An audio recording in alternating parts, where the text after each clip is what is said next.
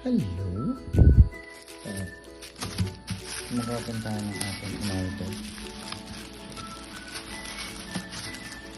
Kasi magpapalit na tayo ng string ng ating gitara. Shout out sa Eski. Ito yung model nila na Cranberry. Kaya magpapalit tayo ng string. Baba ka dyan, Muning.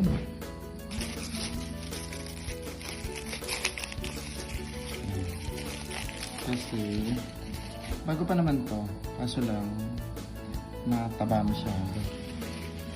So, umorder ako sa Siko Guitar Custom Light String. So yun yung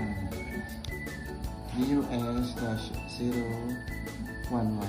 So ito ay gauge 11. Gauge 11 to. Okay. Gauge 11 to. So, transition muna tayo. A few moments later. Okay. Ito na siya, guys. Tanggal ko na yung string. Gagawin natin. Makita nyo? Meron na agad yung ganun.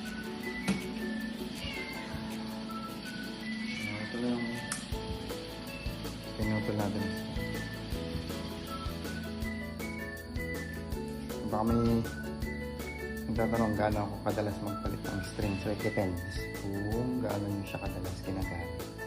But for me, kadalasan 1 to 2 months.